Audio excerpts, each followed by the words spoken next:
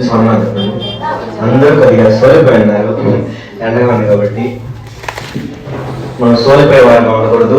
ఈ సమయంలో మన యేసు ప్రభువు వారు కల్వరి శిలువలో మన కొరకు ఎన్నో గాయములు పొంది శిలువలో పట్టబడి మన కొరకు శిలువయాగంలో ఈ సమయంలో ఉండిన సమయం ఇది. మనం ఉపవాసం ఉన్నాం, పెద్దవారికి తెలుస్తుంది, కానీ సోలిపోయి ఉండకూడదు. ప్రతి ఒక్క చెప్పిన ప్రతి ఒక్క మాటని మనం మనసులో జ్ఞాపకం ఉంచుకోవాలి. ఒక చిన్న ప్రార్థన చేసుకుని వాక్యం కలగం. హల్లెలూయా, స్తోత్రము తండ్రి, మమ్మల్ని ఎంతో ప్రేమిస్తున్న తండ్రి, నీ వాక్యాన్ని చెప్పబోతున్న మాత్రమే నీవు తోడలేడు వాడినైనా నీ వాక్యాన్ని అర్థం చేసుకోవడానికి వాళ్ళ కృప తెచ్చమని వేడుకుంటూనైనా ప్రతి ఒక్క మాటలోనైనా ఏది అర్థంగా పోకుండానైనా ప్రతి ఒక్కటి వాళ్ళ మనసులో ముద్రించుకోవడానికి నేను కృప తెచ్చమని వేడుకుంటూ నన్ను తగ్గించుకున్నాను. మనం చేసుకున్నాను వేడుకుంటున్నాను తండ్రి. సెలవులో పలికిన 4వ మాట దేవుడు నాకు అనుగ్రహించింది. ఆ మాటను చదువుకుందాం. మత్తయి రాసిన సువార్త 27వ అధ్యాయం 46వ వచనం చదువుదాం. మత్తయి గారికి రాసిన సువార్త 27వ అధ్యాయం 46వ వచనం. ఇంచుమించు 3 గంటలప్పుడు యేసు ఏలీ లామా సబక్తాని అని బిగ్గరగా కేక వేసెను. అక్కడ పలికిన మాటను మనం చూస్తున్నాం. ఫస్ట్ లోనే ఏలీ ఏలీ లామా సబక్తాని అని దేవుడు పలికిన మాటను చూస్తున్నాం. ఇది ఏ భాష అని మనం చూసినప్పుడు ఇది అరామిక్ భాష. దేవుడు అక్కడ చుట్టూ ఉన్నది యూదులు ఆయన చంపాలని చెప్పి దేవుడు రాజు దగ్గర కుట్ర పన్ని ఆయన పట్టించి ఆయన కొరడాలతో కొట్టించి అన్నీ చేసి తీసుకొని వెళ్ళి అక్కడ సిలువ వేయించింది యూదులు, చుట్టూరు ఉన్నది యూదులు. కానీ దేవుడు అక్కడ మాట పలికింది అరామిక్ లాంగ్వేజ్ లో. అది అరబ్ కంట్రీస్, ఇది దుబాయ్, కువైట్ ఉన్నాయి కదా, అటు సైడ్ మాట్లాడే లాంగ్వేజ్ అది. ఆ భాషలో దేవుడు ఆ మాటను పలుకుతున్నాడు. ఆ భాష అర్థం కాకుండా అక్కడ ఉన్న జనాలు ఏమనుకుంటారంటే, అలాగే చెప్పేస్తాను నేను, వాక్యం మళ్ళీ చేతులేటవుతుంది. చుట్టూరు ఉన్న జనాలు ఏమనుకుంటారంటే ఈయన ఏలియా అని పిలుస్తున్నాడేమో, ఏలియా గారు వచ్చి ఈయన రక్షిస్తారేమో అన్నట్టు వాళ్ళు అనుకుంటున్నారు. అందుకనే ఆ లాంగ్వేజ్ లో అలాగే ముద్రించబడింది, అది తర్జుమా చేయకుండా. మొదటిగా ఈ మాట అక్కడ కాదు, ప్రార్థన. ఆయన ఆవేదనతో చేస్తున్న ప్రార్థన తండ్రి అయిన దేవుడికి. ఎవరు చేస్తున్నారు? యేసు ప్రభువు. ఎవరికి? తండ్రి అయిన దేవుడికి. ఆయన ఎంత ఆవేదనతో ఉంటే, నా దేవా నన్ను ఎందుకు చేయి విడిచితివి అని దేవుడితో ప్రార్థన చేస్తున్నారు. ఆయన తెలియదా? దేవుడు తండ్రి అయిన దేవుడు చెప్తేనే కదా ఆయన భూమి మీదకి వచ్చింది. ఆది నుండి ఆయనతోనే ఉన్న యేసు ప్రభువు వారు భూమి మీదకి వచ్చిన తర్వాత ఇలాగ శ్రమలు అనుభవిస్తారని, ఇలాగ చనిపోతున్నారని ఆయన ప్రతి ఒక్కటి తెలుసు. ఆయన ప్రవచనాలు చెప్పడం మనం చూసాం. ఆయన శిష్యులతో ముందుగానే చెప్తారు, నేను ఇలా చనిపోతున్నాను, మీరు దీనికి సిద్ధంగా ఉండాలి, మీరే నా సువార్తను ప్రకటించాలి అని ప్రతి ఒక్కరికి ఆయన చెప్పడం మనం చూస్తున్నాం. అలాంటి దేవుడు నన్ను ఎందుకు చేయవచ్చితివే అని ఎందుకు తండ్రి అయిన దేవుడు ప్రార్థన చేస్తున్నాడు? ఆయన తెలియదా? తండ్రి అయిన దేవుడు చేయవచ్చితేనే చనిపోతానని ఆయన తెలియదా? తెలుసు కదా. తెలిసినప్పుడు ఎందుకు పలుకుతున్నారో మనం చూడాలంటే, ఆయన ఆవేదన, అప్పుడు దాకా ఆయన పొందిన బాధలు, కొరడాలతో కొట్టబడి ఆల్మోస్ట్ చావు అంచుల వరకు, ఇంచుమించు 3 గంటలు, అంటే రాత్రి నుంచి 3 గంటల వరకు అప్పుడు దాకా పొందిన హింసలు, కొట్టిన దెబ్బలు, సిలువలో ఆయన్ని మేకులతో చేతుల్లో కళ్ళలో మేకులు దించడం, అవన్నీ తట్టుకొని కూడా ఆయన నిలబడి ఆ సమయాన్ని, అప్పటి నుంచి ముందు నుంచి ఆది నుంచి మనం చూసినట్టయితే తండ్రి అయిన దేవుడితోనే యేసు ప్రభువు ఉన్నారని మనం చూస్తున్నాం. ఆది నుండి చేపట్టుకున్న దేవుడు సడన్ గా అక్కడికి వచ్చే టయానికి ఆయన తెలుసు వదిలేస్తాడని తెలుసు. అయినా వదిలేయడాన్ని ఆయన జీర్ణించుకోలేకుండా, ఆ ఎడబాపుని ఆయన తట్టుకోలేకుండా ఆ ప్రార్థన చేస్తున్నామని చూస్తున్నాం. ఆ ఎడబాపు ఎందువల్ల వచ్చింది? అసలు దేవుడు ఈ భూమి మీదకి ఎందుకు చనిపోవాల్సి వచ్చి అని చూస్తే, జనులు చేసిన పాపం. జనులు విస్తారమైన పాపంతో నిండిపోయి ఉన్నారని మనం చూస్తున్నాం. వారు చేసిన పాపములకి తండ్రి అయిన దేవుడికి వారిని నశింపజేయాలన్నంత కోపం వచ్చింది. అలాంటి కోపం వచ్చినప్పుడే నోవాహు దినం జరిగింది. జలప్రలయం వచ్చి అందరు కొట్టుకుని పోయారు. నోవాహు, అతని కుటుంబస్తులు, అన్ని జాతుల జంతువులు బతికే. అలాంటిది అలాంటి సంభవం మళ్ళీ జరగకూడదని యేసు ప్రభు వారు ఆయనతో ఉండి, దేవా నేను వెళ్తాను, నేను వెళ్ళకపోతే వాళ్ళు మళ్ళీ చనిపోతారు అందరూ, నేను వెళ్ళి వాళ్ళని రక్షించకపోతే ఇంకెవరు వాళ్ళని రక్షిస్తారు, నీవు ప్రతి ఒక్కరిని ఇలా చూడకూడదు, నేను వెళ్ళి వారికి అర్థమయ్యేటట్టు చెప్తాను అని చెప్పి అప్పటిదాకా దేవుడి పక్కన కుడి పార్శ్వంలో కూర్చొని ఉన్న యేసు ప్రభు వారు మన వరకు 33.5 సంవత్సరం ఈ భూమి మీదకి వచ్చి ఆయన ఎన్ని శ్రమలు అనుభవించారంటే, ఎంత వ్యతిరేకత అనుభవించారంటే, ఆయన పుట్టిన కుటుంబంలోనే ఇంతకుముందు మూడవ మాట మనం విన్నాం కదా, ఆయన కుటుంబస్తులే ఆయన వ్యతిరేకించారు, ఆయన దూషించారు, ఆయన అవమానించారు. ఇన్ని తట్టుకొని ఆయన మన వరకు ఎందుకు నిలబడ్డాడు? అది మనం మొదటిగా చూస్తున్నట్టయితే మన పాపముల భారాన్ని యేసు తనపైన వేసుకున్నాడు. ఇంతవరకు మనం చూసిందంతా అదే. మనం ఎన్ని పాపాలు చేస్తుంటే, ముందు కాలంలో అయితే మనం చూసిన పాత నిబంధన అంతా బలు అర్పించేవాళ్ళు. పాపాలు చేస్తే దాన్ని ప్రాయశ్చిత్తం చేసుకోవడానికి బలిపీఠాలు ఉండేటివి, అక్కడ యాజకుల దగ్గర తీసుకువెళ్ళి బలు అర్పించేవాళ్ళు. ఆ బలుల ద్వారా వాళ్ళ పాపాలు క్షమాపణ జరిగేది. కానీ కొత్త నిబంధనలోకి వచ్చే టయానికి పాపాలు ఎంత విస్తారం అయిపోయిందంటే, ఎన్ని బలులు చేసినా పాపాలు క్షమించే స్టేజ్ని దాటిపోయింది. దేవుడు ఇంకా అందరినీ నాశనం చేసేది అనే స్టేజ్కి వచ్చేసింది పాత నిబంధన టయానికి. సరే చూశాడు దేవుడు, ఏం చేయాలి? ఏదో రక్తం చిందించబడాలి. రక్తం చిందించందే క్షమాపణ లేదు. క్షమాపణ లేదంటే అందరు నరకానికి వెళ్ళిపోతారు.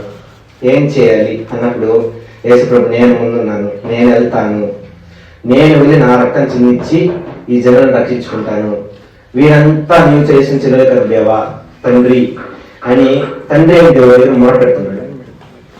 ఆయన మొరపెట్టి మన కొరకు ఈ భూమి మీదకి వచ్చి ఆయన అన్ని బాధలు అనుభవించి ఇంచుమించు 3 గంటలైనప్పుడు, ఈ 4వ మాట పలికింది 50 నెలలతో 3 గంటలైనప్పుడు, అప్పటికి దేవుడు పగటిని చీకటితో కమ్మివేసిన అని ఉన్నది ఆ వాక్యంలో.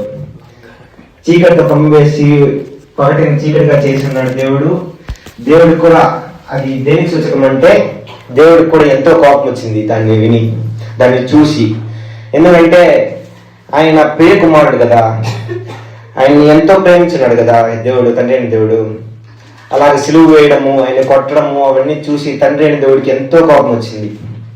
కానీ నా జన్మ కోసమే కదా, నేనే కదా పంపించింది అని చెప్పి ఆయన ఎంతో కోపాన్ని తగ్గించుకొని మన కొరకు తన అద్వితీయ కుమారుడైన యేసుక్రీస్తుని మన కొరకు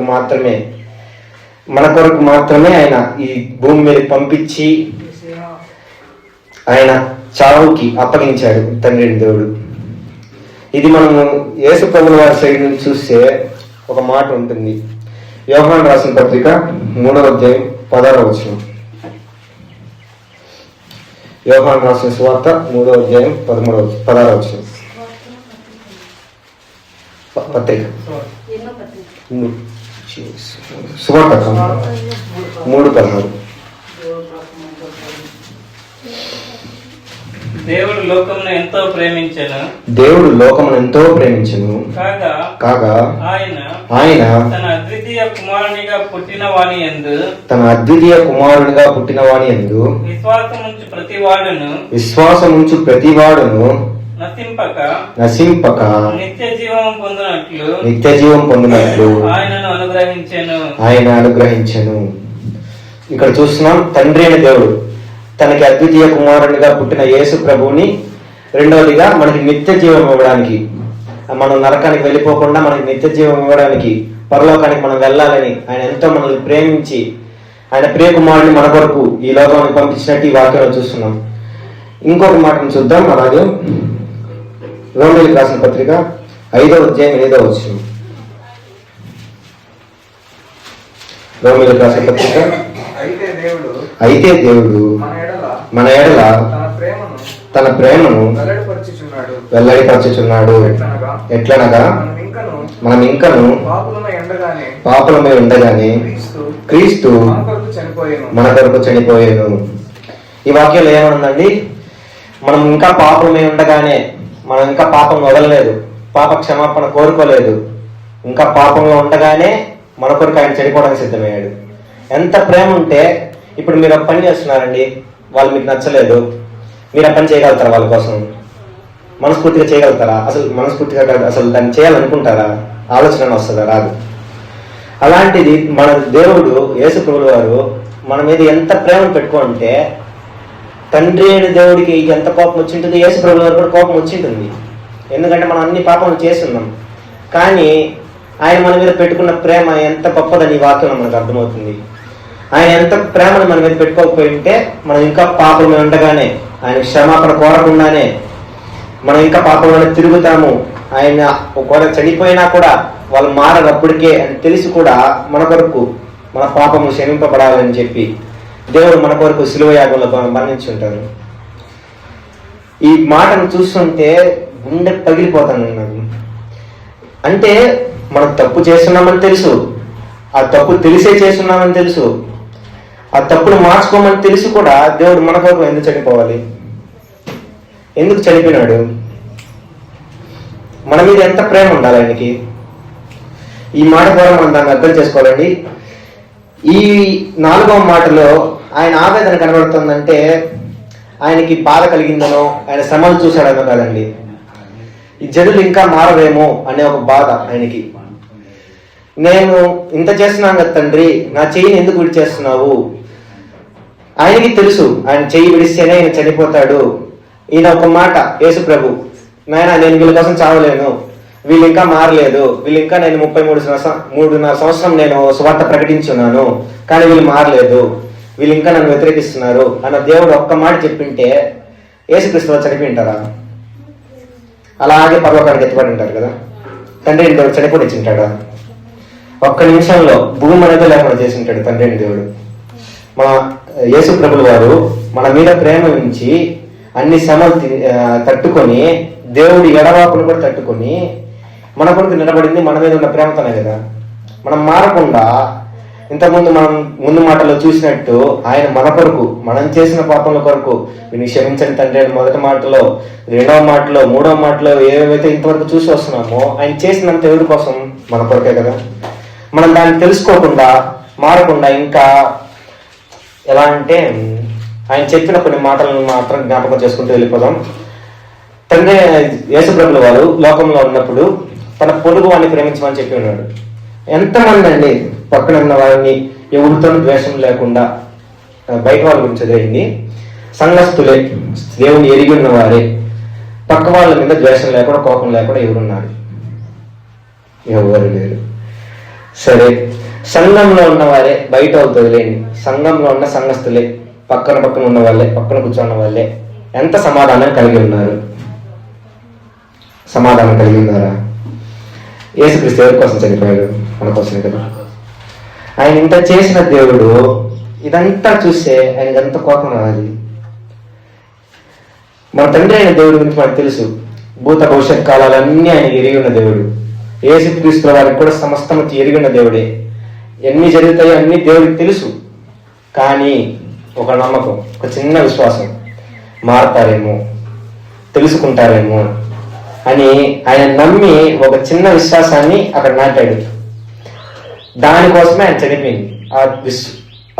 ఆవిడంత విశ్వాసం ఉంటే ఎంత పెద్ద కార్యాలను చేయగలుగుతా ఉంటారు కదా. ఒక చిన్న నమ్మకంతో దేవుడు మనల్ని కూడా మారతారేమో, తెలుసుకుంటారేమో అని చెప్పి మనల్ని బతికించడానికి ఆయన చనిపోయాడు. దీన్ని మనం తెలుసుకుంటున్నామా? ఇప్పటికన్నా పాపం క్షమించమని అడుగుతున్నామా? బల్లారాలను తీసుకుంటున్నాం కదా. ఎంతమంది కోపాన్ని విడిచిపెట్టి, చేసిన తప్పులు విడిచిపెట్టి బల్లారాలను తీసుకుంటున్నారు? విరోధాలు పెట్టుకుంటున్నాం. సంఘంలోనే ఇంకా వివాదాలు ఇంకా ఎక్కువ జరుగుతున్నాయి. సంఘంలోనే గొడవలు వేసుకుంటూ, రచ్చలు వేసుకుంటూ, ఒకరి మీద ఒకరికి ద్వేషాలు ఉంటూ మారాలి కదా. దేవుడు ఇంతవరకు చేసిన ప్రతి ఒక్కటి మన కోసమే కదా మారాలి. ఈ మాట ద్వారా ప్రతి ఒక్కరు వారిలో ఉన్న ద్వేషాలని, వారిలో ఉన్న దేవుడి ప్రేమను తెలుసుకుంటే ఇవన్నీ మర్చిపోతామండి. దేవుడి ప్రేమను తెలుసుకొని ముందు కొనసాగుదాం. ఒక మాటను చదువుకుందాం. ద్వితీయోపదేశకాండము 31వ అధ్యాయం 6వ వచనం చివరి వరకు చదివి ముగించుకుందాం.